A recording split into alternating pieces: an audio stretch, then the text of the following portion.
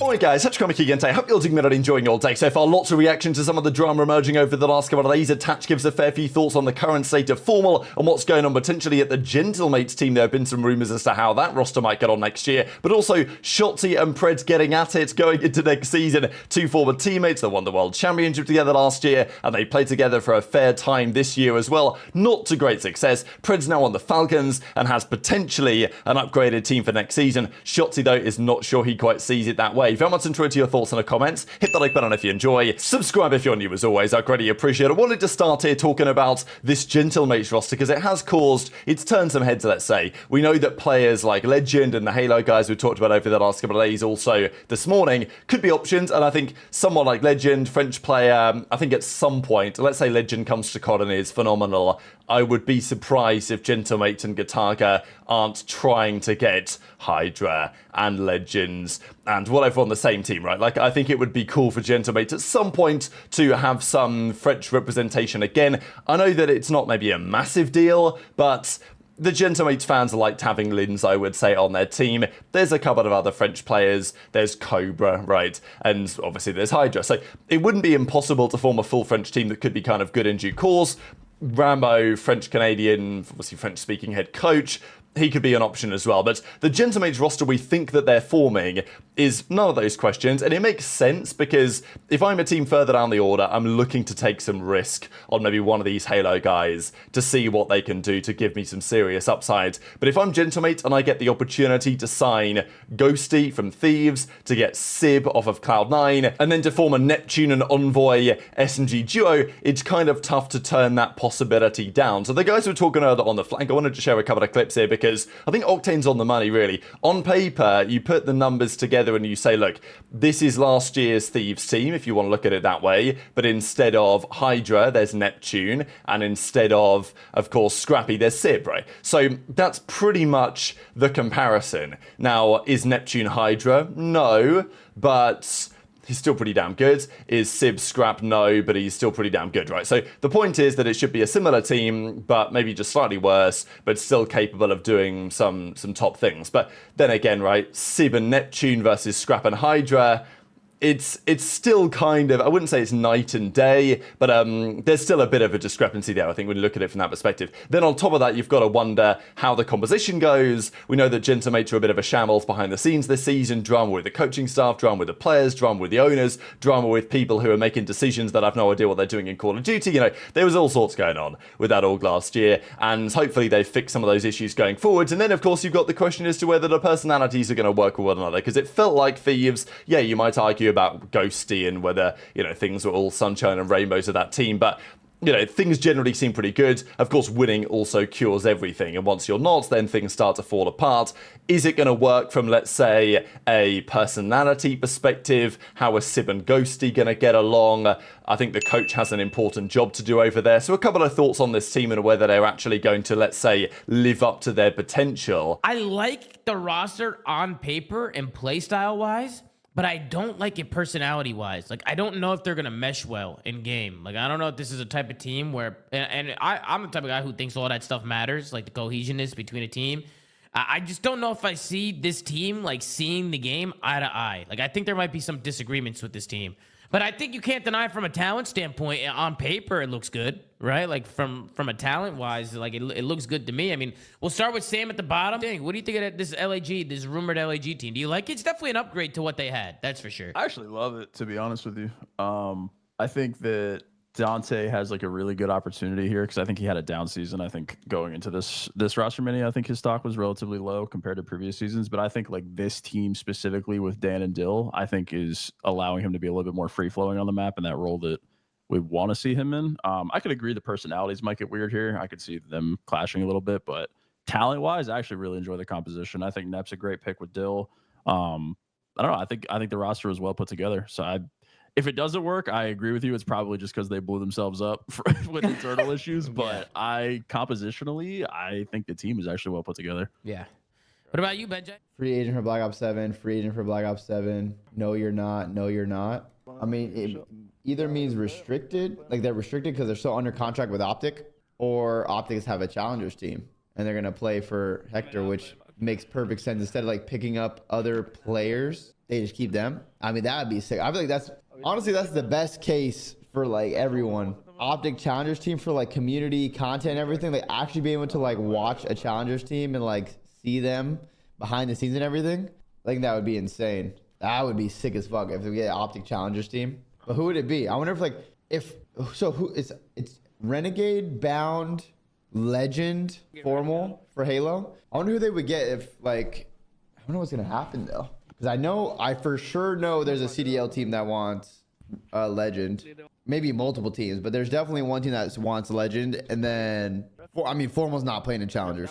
Formal, that's not happening. Formal's not playing in Challengers. I don't know, bro. I think Matt is not playing in Challengers. Absolutely not. Hell no. OpTic Halo members Renegade, Legend, and Bound have announced they're competing in Black Ops 7. Formal's the only team member not making an announcement yet. LAT would drop Kenny in a heartbeat. Formal. I don't know about that. But people really just be disrespecting Kenny out here for sure. People.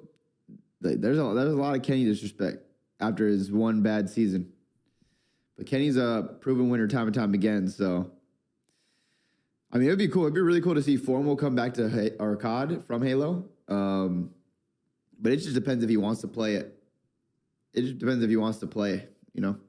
I mean, he's older. I don't even know how old Formal is. I don't know if he's like 29, 30, 28. I don't really know how old Matt is, but he's been doing this for so long. A couple of clips there also from Attach talking about how things are going. Thought it was obviously interesting that Attach said, look, there's no way Formal's going down to Challengers, right? Good luck with that. So if Hex wants to run a OpTic Nation Challenger team or something, it would probably be a slightly different story. Maybe Attach is thinking, Hector, bring me in. I'll play with the boys. I'll play down in Challengers if you want. Bound, Renegade, Legend. Yeah, bring me in, coach. That might be the strategy. So there was also the argument about dropping Kenny for Formal, right? We saw the Ghost of Hope tweet this and say that, well, Kenny's dropping 0.3s. They would drop him for Formal in a heartbeat.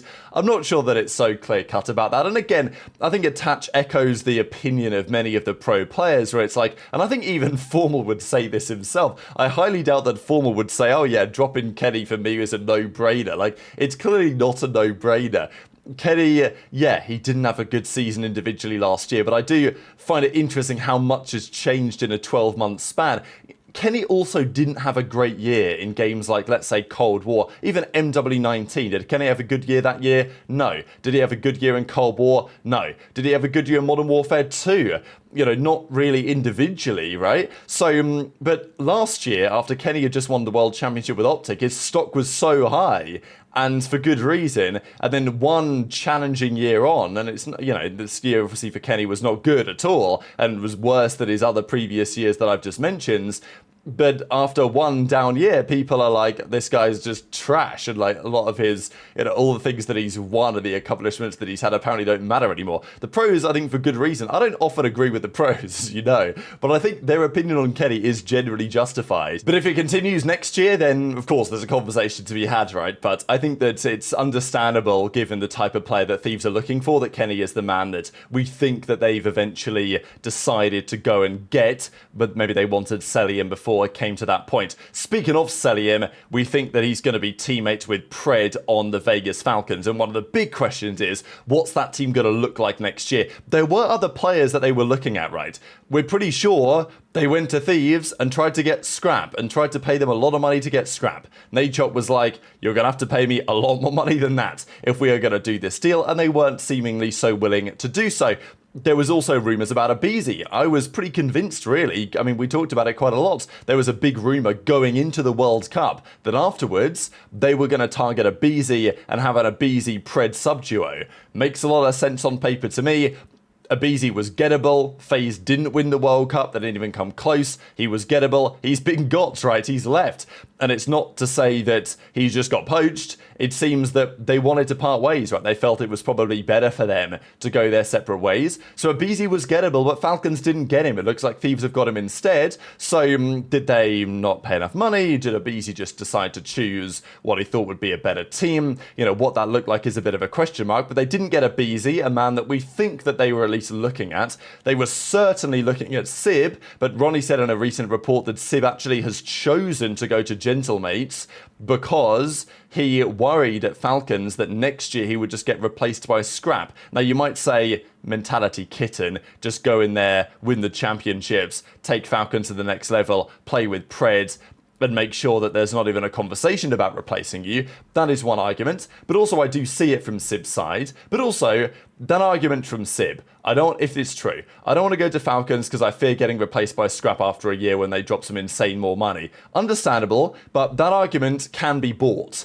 What I mean is, if Gentlemates are offering him, I don't know, 250k a year, and Falcons offer him 500k a year, then it's like, well, even if I do get replaced, it's still been worth it, right? Like, you know, there becomes, I don't know what the numbers are, but my point is that if the numbers are so aggressive, then they could have got over that argument, right? Like, if you're going to pay Sib $2 million a year, then he's going to be like, oh, well, if I get replaced, it doesn't matter because I've got generational wealth in the bank account. So I'm not really sure whether Falcons have, let's say, spent their money the best. There were some players they were looking at didn't get, and then they paid so much. I think they've paid like an insane amount of money for Cellium, maybe more than was necessary. I don't know. Just because there's rumors about like things at Thieves and whether Cellium was super convinced that he wanted to go there, and Falcons offered him a load of money that was so much that he couldn't refuse it, but maybe they didn't need to offer him that much money. I don't know. We'll see in due course if any of these numbers are real or get leaked or whatever. But the point is that they've got Cellium, but they've not necessarily committed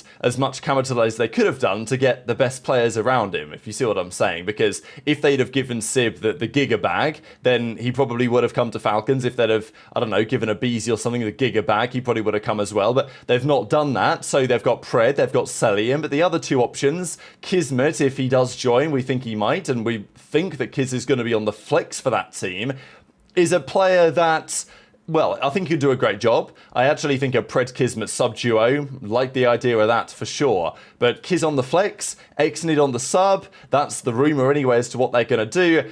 It kind of feels like they've scrambled together a roster, but despite paying Pred and Cellium a load of money to make it happen, it doesn't seem like it's going to be a massive needle mover in the right direction next season. And there are some people even saying, does that team even make the World Championship? You know, I think that they will, but I don't think they're going to be exactly a front runner in the league with the lineup that we think they're currently forming. So Shotzzy and Pred, these guys always have a good time. They were in the call roasting each other. And Shotzzy was telling Pred, look, not sure I really like that new team. Maybe it's a bit better, but it's not really moving the needle. And Pred says, yeah, just wait, I'll be smoking you next year, and stop talking like that with so much confidence or he'll go 0-20 again. Of course, Shotzzy could have said something like, well, couldn't have done it without you, brother, because they, of course, were very much together on that horrific run this season. We're just shitting you. Shut your mouth. I went back to back, AG. What do you got to say that?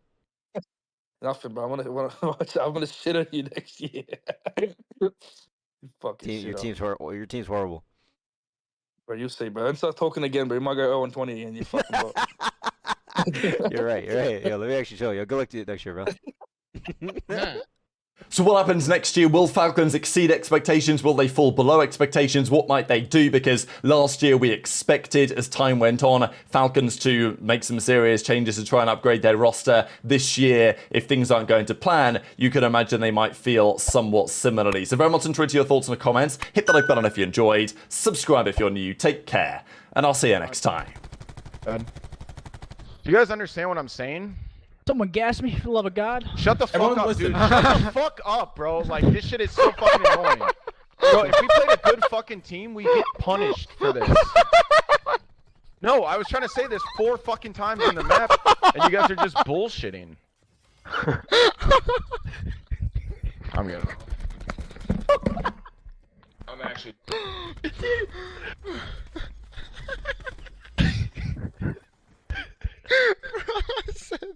He shut you down so fast, bro. I was fucking frying. Yeah. Wait, I agree with Ian, but like, I wasn't laughing at Ian's point. I was just laughing at what, like, the way he just shut you down so fast.